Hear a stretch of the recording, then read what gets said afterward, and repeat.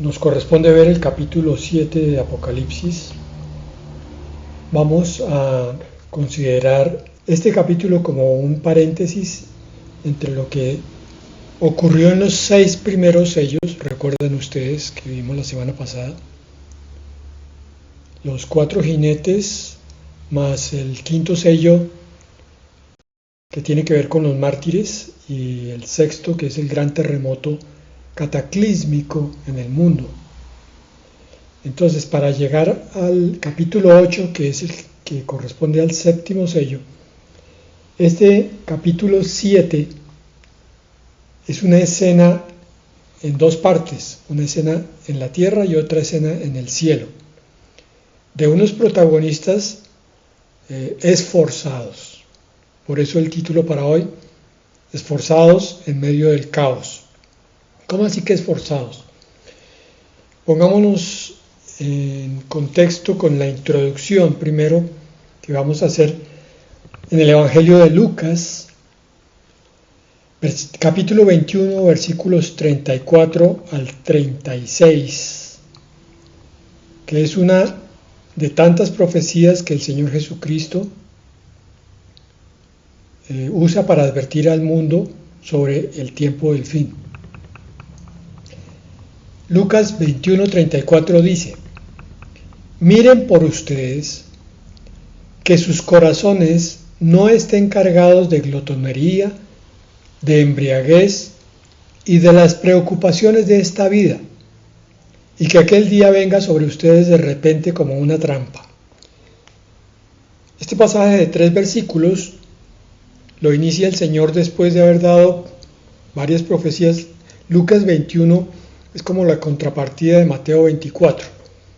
Entonces, varias profecías que da aquí el Señor sobre el tiempo del fin. Lo inicia con una exhortación a los creyentes. Ustedes, mis hijos, tienen que mirar su vida. ¿Cómo la están viviendo? Su vida cristiana, porque en el centro de su vida, o sea, en sus corazones, no debe haber glotonería, que literalmente tiene que ver con la gula, pero espiritualmente tiene que ver con el deseo de satisfacción de placeres físicos. El comer en exceso puede indicar muchas cosas, entre otras ansiedad, pero también un poco de ambición excesiva. Bueno, no podemos juzgar eso en forma tan radical, pero la glotonería como tal es considerada uno de los pecados capitales en la Biblia, junto con el siguiente, que es la embriaguez. Ambos son pecados de satisfacciones corporales, apetitos corporales. Entonces, el Señor dice: mis hijos, quizás les suene esto raro, ustedes recibieron de mi Padre Celestial y de mí un cuerpo con necesidades físicas, pero tengan cuidado que ese cuerpo no comande su vida, no sea el que los dirija a ustedes, sino que ustedes son los que tienen que dirigir a su cuerpo. Ustedes son los que le tienen que poner riendas a su cuerpo, porque si no controlan un aspecto de su cuerpo, probablemente no van a controlar otro y otro y otro más. Si en este caso hablamos de glotonería y de embriaguez, no están controladas, entonces se dan a los vicios de la comida y a los vicios de la bebida, significa que de pronto su corazón no tiene la suficiente templanza o autodominio para que se puedan controlar en otras cosas que les induzcan a caer en pecado. Por eso es tan importante cuidar el templo del espíritu en todos los sentidos, no solo en la salud física, sino en cómo se comporta ese cuerpo. La pereza podría estar incluida aquí, y muchos otros pecados, pero usa 3, y el tercero es las preocupaciones de esta vida. Mira, junto a 2 pecados están las preocupaciones de esta vida. Pero un momentico, yo no entiendo, pero si todos nos preocupamos por las cosas de esta vida, entonces ¿cómo va a ser pecado? el sentido espiritual que el Señor trata de poner en esta enseñanza es que si la persona está más preocupada por conseguir las cosas básicas de esta vida que por aprender a confiar en Dios, es precisamente porque no tiene confianza en Dios. Entonces, las preocupaciones de esta vida se convierten en una especie de pecado. ¿Cuál pecado? Desconfianza de Dios. Y se vuelve en algo delicadísimo y gravísimo. Y entonces, dice, aquel día venga sobre ustedes de repente como una trampa. Claro, ya entendido así, entonces vemos que esta persona está comiendo, está bebiendo, está trabajando, pero no está creciendo en las cosas del Señor. Si no está creciendo, no está madurando. Si no está madurando, no sabe bien lo que es santidad. Y si no sabe lo que es santidad, no sabe que Dios busca eso como algo vital de la vida espiritual, porque sin santidad nadie verá a Dios. Pero es que yo tampoco entiendo eso, es que es muy radical. ¿Cómo puedo yo ser santo para Dios?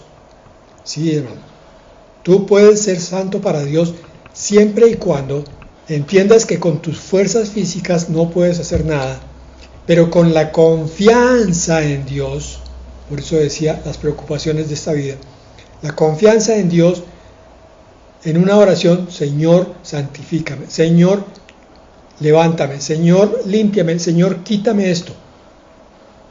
Entonces estaremos dispuestos en forma adecuada para la venida del Señor. Por eso dice que aquel día venga sobre ustedes de repente como una trampa. Entonces, resumiendo hasta ahí ese versículo, me he extendido bastante, pero es que es importante. Quiere decir que muchos que se dicen cristianos van a estar en iglesias con Biblia debajo del brazo, sentados y oyendo sermones, pero demasiado anclados en este mundo, demasiado involucrados con las cosas de este mundo y muy poco involucrados con las cosas de Dios. Pero entonces tengo que volverme un monje. No. Uno puede vivir en este mundo diciéndole, Señor, mi compromiso es contigo, ayúdame a vivir conforme a eso. Porque continúa Lucas 21:35. Porque vendrá sobre todos los que habitan sobre la superficie de toda la tierra, sobre los moradores de la tierra. La prueba viene sobre los que habitan este mundo, y lo habitan no solamente con sus pies puestos sobre la tierra, sino con su corazón puesto en las cosas de la tierra, las cosas de este mundo, las riquezas, las preocupaciones, los afanes. Eso ahoga la palabra de Dios según la parábola del sembrador. Y por tanto, la recomendación es velen, o sea, estén alertas con respecto a ustedes mismos. Pues en todo tiempo, de día y de noche, orando, o sea, hablando con Dios, Señor, ayúdame, para que tengan fuerzas para escapar de todas estas cosas que han de suceder y puedan estar de pie delante del Hijo del Hombre. Esta es la traducción de la Reina Valera actualizada del 2015. Me gusta más que la de la Reina Valera porque allá dice, para que sean tenidos por dignos de escapar. Entonces, esa frase pues tiene su importancia y está bastante de acuerdo con el griego original, pero deja una idea un poco falsa, y es que va a haber como unos preferidos para ser sacados y otros para ser quedados. No son preferidos, es para que tengan fuerzas para escapar, o sea, para que estén de tal manera involucrados con la fuerza del Espíritu Santo que entonces van a ser llevados y arrebatados. Esto para entender entonces qué es lo que nos va a decir el capítulo 7 de Apocalipsis. Versículo 1. Después de esto, vi 4 ángeles que estaban de pie sobre los 4 extremos de la tierra. Estos ángeles impedían que los 4 vientos de la tierra soplaran sobre la tierra o sobre el mar o sobre todo árbol. el apóstol Juan, en su visión, ve a 4 ángeles en cada uno de los extremos de la brújula, norte, sur, oriente y occidente.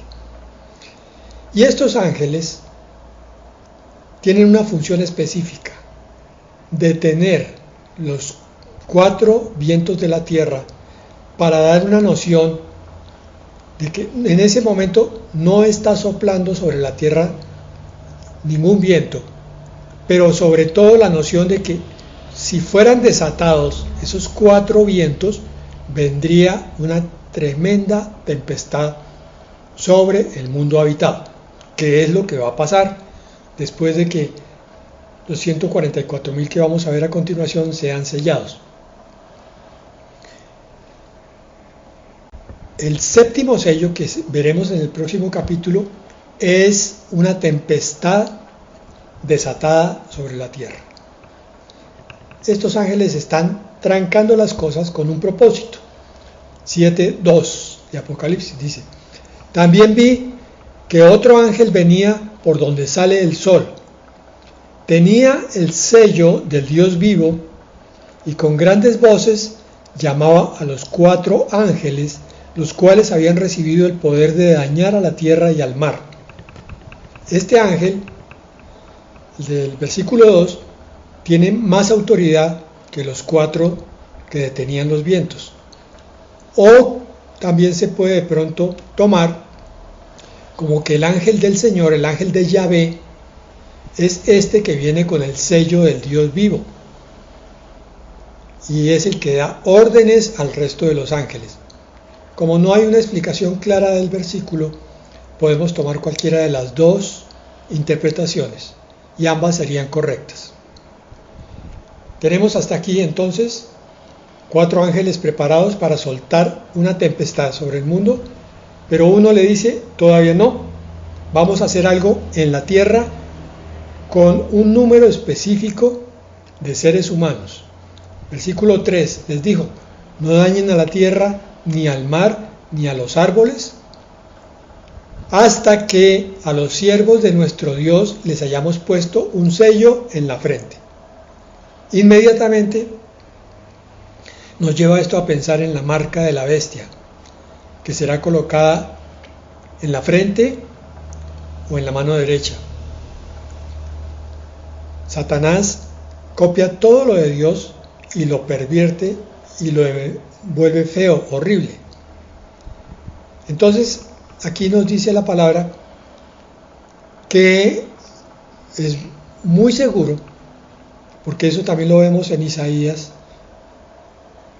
que los escogidos de Dios, espiritualmente hablando, reciben una marca que nosotros mismos no podemos ver esos sellos al mirarnos al espejo, y muchas veces tampoco lo sabemos cuando miramos a nuestros hermanos, pero que están sellados, están sellados. Hay un número establecido desde la eternidad de creyentes sellados para Dios. Y entonces decimos: gloria a Dios, Señor, permíteme que yo esté dentro de ese número. Son los mismos que están en el libro de la vida. Pero como aquí la iglesia ya no está, entonces ahora el Señor va a sellar a unos cuantos en la tierra para continuar con su misión, con la misión de, seguramente, predicar el Evangelio. Aunque este texto no nos dice que estos son evangelistas, muchos teólogos lo han pensado. Son los que van a llevar el Evangelio en los últimos tiempos, van a predicar de Dios. Versículo 4. Pude oír el número de los que fueron sellados. Era de 144.000, tomados de entre todas las tribus de los hijos de Israel. Aquí también existen diferentes interpretaciones. Muchos son los que dicen que esto corresponde única y exclusivamente a Israel, estos sellados, porque aquí está claro, dice versículo 4, tomados de entre todas las tribus de los hijos de Israel. Pero otros teólogos dicen que esto probablemente también corresponda a un sello de entre toda la humanidad, sellando los creyentes que han salido de allí. A mí me parece que esto corresponde a algo específico de Israel, no tiene nada que ver con el resto del mundo. ¿Por qué? Primero, por esa frase, tomados de entre todas las tribus de los hijos de Israel, y segundo, porque en los siguientes versículos nos va a decir con más detalle todavía. ¿Qué representan precisamente estos 144,000? Ya dijimos, es una pregunta con muchas respuestas. Unos piensan que son judíos cristianos, otros que son el remanente de Israel. Entonces, muy seguramente este número no ha de tomarse literalmente, sino simbólicamente. Aquí llama la atención que se usa el 12 por 12, que son 144, por 1000. El 12 es un número bíblico que está relacionado con dos cosas. Primero, con la plenitud, lo mismo que el 7. Entonces, donde quiera que hay un 12, es porque se llegó al número perfecto de algo más específico, que es los que van a ejercer la autoridad. Porque el 12 quiere decir autoridad, entonces plenitud de autoridad. Por eso son 12 apóstoles, los 12 mensajeros del Señor con plena autoridad. Las 12 tribus de Israel, que son los 12 hijos de Jacob, que son los que inician el pueblo de Dios. Y aquí entonces serían escogidos para ir con autoridad a las naciones. Pero sí significa un ejército grande y completo. Miren lo que dice Apocalipsis 14, versículo 1 y versículo 4. Después miré, y he aquí el Cordero estaba en pie sobre el monte de Sión, y con él 144,000 que tenían el nombre de él y el de su padre escrito en la frente. Estos son los que no se contaminaron con mujeres, pues son vírgenes. Estos son los que siguen al Cordero por donde quiera que va. Estos fueron redimidos de entre los hombres como primicias para Dios y para el Cordero, y en sus bocas no fue hallada mentira, pues son sin mancha delante del trono de Dios.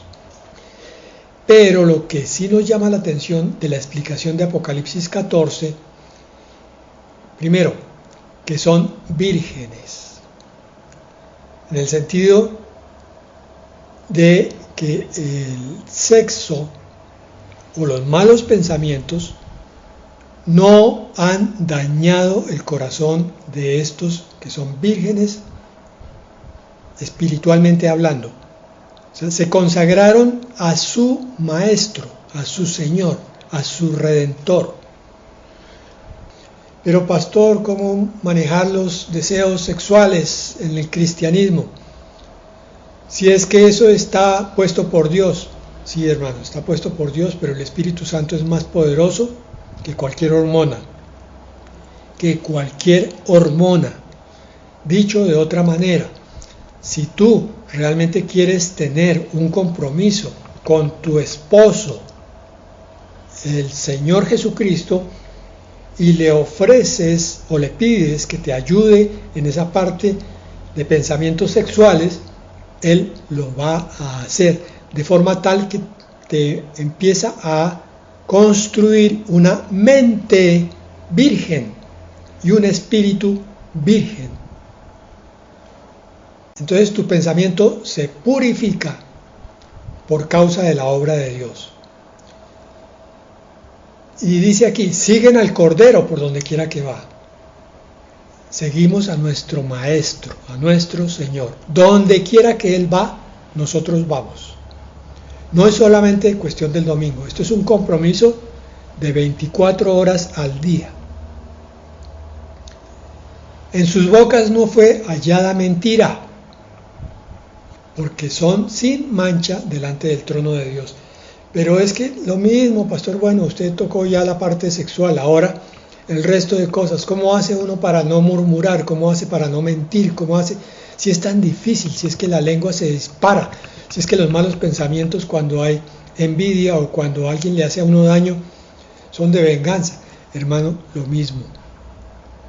Si tú aprendes a confiar en el poder explosivo, el poder dunamis de tu Dios, cualquier cosa que tú le pidas en esos sentidos va a ser hecho, va a ser purificado.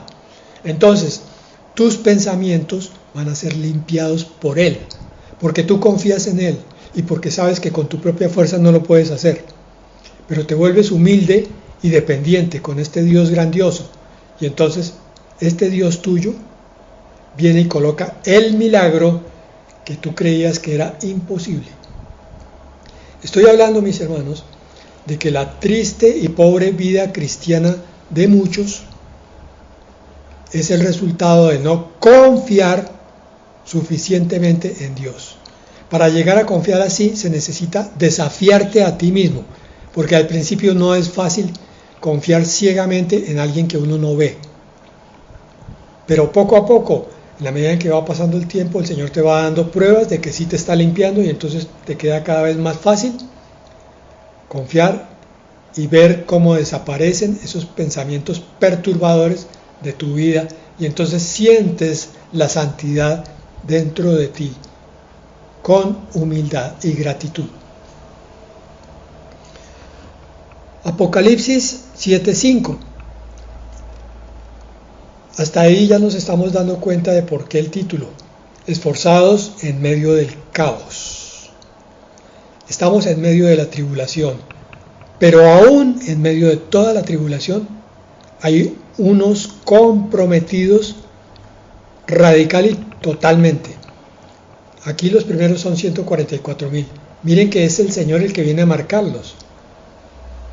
Entonces ellos se entregan a Dios, pero Dios es el que pone su marca y por tanto los levanta.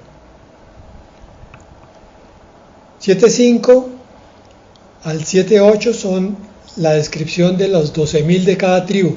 Entonces no lo leamos, simplemente los nombramos: de Judá, de Rubén, de Gad, de Aser, de Neftalí y de Manasés, de Simeón, de Leví, de Isaacar, de Zabulón, de José y de Benjamín. Esta lista es diferente a los 12 que hay en otras listas. Aquí, por ejemplo, no figura Efraín. En vez de Efraín figura José, que era el padre de Efraín y Manasés. Quizá porque Efraín fue una tribu muy pecadora. Aparece la tribu de Gad y no aparece la de Dan. La tribu de Dan fue otra de esas marcadas por la ignominia, por el pecado. Y entonces son muchos los que dicen que probablemente por una maldición que le hizo su padre en el momento de la muerte de Isaac, Dan va a ser aquel de donde salga el anticristo. Esa es una de las muchas teorías que hay. Por ahora no profundizamos más porque nuestro tema es distinto. Entonces leamos Ezequiel capítulo 9 versículos 1 al 6 para que veamos lo de los sellados. Entonces proclamó con gran voz a mis oídos diciendo: acérquense los verdugos de la ciudad, cada uno con su instrumento destructor en su mano. Está hablando el Señor. Y va a castigar a una ciudad. He aquí que 6 hombres vinieron por el camino de la puerta superior que da hacia el norte, y cada uno traía en su mano su instrumento para destruir. Pero entre ellos había un hombre vestido de lino que llevaba al cinto los útiles de escriba. Y habiendo entrado, se detuvieron junto al altar de bronce. Entonces la gloria del Dios de Israel se elevó por encima del querubín sobre el cual había estado, hacia el umbral del templo, Luego Dios llamó al hombre vestido de lino que llevaba al cinto los útiles de escriba, y le dijo el Señor: pasa por en medio de la ciudad, oigan esto, por en medio de Jerusalén, y pon una marca en la frente de los hombres que suspiran y gimen a causa de todas las abominaciones que se hace en medio de ella. El Señor manda aquí a este marcador a que busque los hombres que están pidiendo justicia, que están clamando porque ya no soportan más este mundo de pecado. Y la orden del Señor es: a ellos marca. Lo mismo hace con los 144,000. Continúa el pasaje: y a los otros les dijo, a mis oídos. ¿A cuáles? A los hombres con instrumentos de destrucción. Pasen por la ciudad detrás de él, del que marca, y maten. Su ojo no tenga lástima ni tengan compasión. Maten a viejos, a jóvenes, a muchachas, a niños y a mujeres, hasta exterminarlos. Pero no se acerquen a ninguno sobre el cual está la marca. Han de comenzar desde mi santuario. Comenzaron pues los hombres ancianos que estaban delante del templo. Bueno, entre otras muchas cosas, muchos dirán que este es un pasaje bastante cruel. Que como Dios, que dice no matarás, da la orden de destrucción de viejos, jóvenes, muchachas, niños y mujeres. La razón es bien sencilla. Y es que si ustedes recuerdan, hay un pasaje en el Evangelio de Juan, donde el Señor Jesucristo le dice a los fariseos: vosotros sois de vuestro padre el diablo, y los deseos de él queréis hacer. Y ustedes recuerdan otro pasaje en Génesis, donde el Señor hace una promesa a Adán y Eva, que recién han pecado, y les dice: de la simiente de la mujer nacerá la redención, más o menos en esos términos. Pero de la simiente de la serpiente nacerá aquel que muerde el talón de la simiente de la mujer. Y ese es lo que se llama el protoevangelio, que prefigura el nacimiento del Salvador, al cual viene el diablo, Satanás, y hiere casi de muerte. ¿Qué quiero decir con esto, mis hermanos? Que esto no se lo digan a todo el mundo, por favor. Esto es solamente para los maduros en la fe. Hay dos simientes sobre la tierra, y cada vez que el Señor da orden de matar, se dirige específicamente a la simiente de la serpiente. Es por eso que aquí entonces el Señor marca, para que los ángeles destructores o el ángel destructor puedan ver quién es quién. Porque el único juicio lo puede hacer Dios. Es el que tiene total evidencia de quién es su hijo y quién no lo es. De entre las criaturas de la tierra hay otra simiente, otra raza. Nos vamos a sorprender cuando nos enteremos bien de cómo funcionaba eso. Es por eso que aparentemente Dios puede dar la orden de matar a alguien que se parece mucho a nosotros, que tiene la misma figura física, pero que por dentro es totalmente diferente en naturaleza. Bien. Entonces, como se darán cuenta, la importancia de la marca. Y con eso quiero insistir en tu compromiso con el Señor. Porque la segunda parte de este pasaje, que va a ser más corta, dice así, 7:9 de Apocalipsis. Después de esto vi aparecer una gran multitud compuesta de todas las naciones, tribus, pueblos y lenguas. Era imposible saber su número. Estaban de pie ante el trono en presencia del Cordero y vestían ropas blancas. En sus manos llevaban ramas de palma. ¿Quiénes son estos? Ya vamos a ver. Y a grandes voces gritaban: la salvación proviene de nuestro Dios que está sentado en el trono y del Cordero. Esta es una multitud. que alaba a Dios. Insisto en ese punto, alaba a Dios, porque más adelante nos va a explicar algo que podría hacernos pensar que ellos no tienen por qué alabar a Dios. 7:11 dice, todos los ángeles estaban de pie alrededor del trono y de los ancianos y de los 4 seres vivientes, y delante del trono inclinaron el rostro y adoraron a Dios. Otra escena de adoración celestial.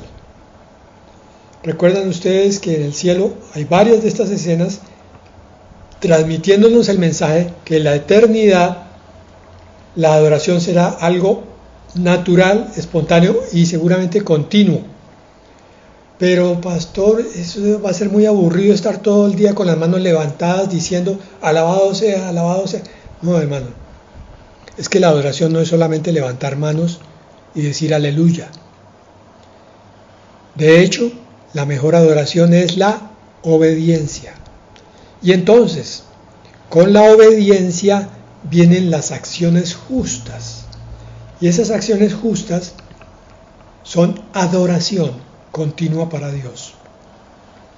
Cuando tú te comprometes con Dios, trabajas para Él y lo estás adorando, aunque no estés diciendo necesariamente aleluya. Versículo 12.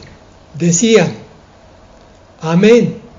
A nuestro Dios sean dadas la bendición y la gloria, la sabiduría y la acción de gracias, y la honra, el poder y la fortaleza por los siglos de los siglos. Amén. Otra vez, 7 honras para Dios, como lo vimos en el capítulo 5. Versículo 13. Entonces uno de los ancianos me dijo, ¿y estos que están vestidos de ropas blancas, quiénes son? ¿De dónde vienen? Versículo 14. Yo le respondí, Señor, tú lo sabes. Entonces él me dijo, estos han salido de la gran tribulación. Son los que han lavado y emblanquecido sus ropas en la sangre del Cordero. Bueno, tenemos entonces 2 grupos grandes. Uno en la tierra, los 144,000 sellados, comprometidos de todo corazón en su vida con Dios. Y ahora tenemos aquí otra escena en el cielo de los que han salido de la tribulación y que tienen relación con, ustedes recuerdan cuando vimos el capítulo 6, aquellas almas que estaban debajo del altar, que correspondían a los mártires de la tribulación. Entonces por eso decía, si son mártires, ¿por qué están alabando a Dios? Porque nosotros miramos las cosas con perspectiva humana y entonces muchas veces no entendemos la grandeza de los planes de Dios. Estos que están en el cielo ahora están mirando desde la perspectiva espiritual y entendieron su muerte. ¿Cómo así que entendieron su muerte? Su martirio. Sí, hermanos, es que cuando alguien es lo suficientemente valiente y lleno del Espíritu para morir por Dios, eso sirve de fuerza y de testimonio para los que lo rodean. Entonces los otros se cuestionan si están tan comprometidos como ese que está muriendo. La muerte de Esteban, en el libro de Hechos de los Apóstoles, marcó una siembra con sangre. Cada gota de sangre de Esteban fue un nuevo convertido, y lo mismo pasó durante 300 años de martirio de los cristianos en los circos romanos. Entre más cristianos mataban, más cristianos aparecían, y así fue como creció la iglesia en esos primeros años. Cuando tú das testimonio valiente, no necesariamente con tu vida, a alguien, puede ser a tus hijos, a tus hermanos o a tus padres, estás poniéndole una marca, una impronta imborrable en el corazón a esa persona. ¿Qué pasará entonces con la sangre? Con mayor razón, una marca todavía más grande. Entonces estos mártires ya están en el cielo y están diciendo, Señor, qué tremendo milagro. Nosotros dimos nuestra vida por ti y tú mira lo que hiciste. una gran multitud compuesta de todas las naciones, tribus, pueblos y lenguas. Quizás en el tiempo de tu vida tú solamente has conocido a unos pocos cristianos, 20, 30, 40, y de esos probablemente pocos con buen testimonio. Suele ocurrir. De esos 40 quizás solo 4, 3 o 5. Pero te garantizo que de esos 40 puedes aprender lo que no se debe hacer, vivir una vida tibia. Pero de esos 3 o 4 o 5 aprendes lo que es vivir una vida comprometida, entregada como si fuera un matrimonio con Dios. Y entonces eso toca tu corazón y te mueve y te dice, ¿y tú qué vas a hacer? ¿Qué decisión vas a tomar? Y entonces tú dices, no, voy a ser tibio por siempre. Sí, perfecto, esa es tu decisión, tibio por siempre, pero esa tibieza te deja un vacío, una frustración, una tristeza profunda, un aburrimiento. En cambio, cuando decides pagar el precio, así vivas apenas un mes más, o un año más, o 10, pero comprometido, vas a estar cada día diciendo, ahora sí vale la pena mi vida, ahora sí, con compromiso con Dios, me siento pleno, me siento lleno de energía, lleno de dinamita en mi interior. Ahora sí, estoy tan convencido de lo que estoy haciendo que ahora sí estoy viendo milagros. Finalmente, por fin. Cuando era tibio, iba a la iglesia, me decían, hay un milagro, ahí hay otro. Yo no los veía, o no los sentía, o no los entendía. Pero ahora sí mi vida es milagrosa. Gracias, Señor. Eso es lo que hacen estos santos arriba. Los 144,000 son la semilla que reparte el Evangelio por todo el mundo. Y estos mártires que han pasado por esos 7 años tan duros, sin embargo, llegan a alabar el nombre de su Dios. Qué misterio tan tremendo es este. Que aquellos que viven convencidos y mueren convencidos, después viven una eternidad convencidos. 7:15. Por eso están delante del trono de Dios y le rinden culto en su templo de día y de noche. Y el que está sentado en el trono los protege con su presencia. Y viene la recompensa. No volverán a tener hambre ni sed, ni les hará daño el sol, ni el calor los molestará, porque el Cordero que está en medio del trono los pastoreará y los llevará a fuentes de agua de vida. Y Dios mismo secará de sus ojos toda lágrima. Ese es un cántico nuevo para aquellos que mueren convencidos en el Señor. Y si mueren convencidos es porque vivieron convencidos. Te estoy invitando a ti a que, si ha habido dificultades en tu vida cristiana, hoy sea el día en el cual digas, ya no más, Señor. He entendido que si yo me comprometo contigo, tú eres el Dios Todopoderoso que puede venir a romper todas mis limitaciones, mis murallas, mis disculpas, mis argumentos, mis miedos también, y entonces me puede levantar en una vida tan plena, tan abundante, tan espiritual, que la muerte ya no me asustará. Y la muerte será solamente algo ansiado, porque va a ser el paso de esta vida a una plenitud todavía mayor, por la eternidad. Amén y amén.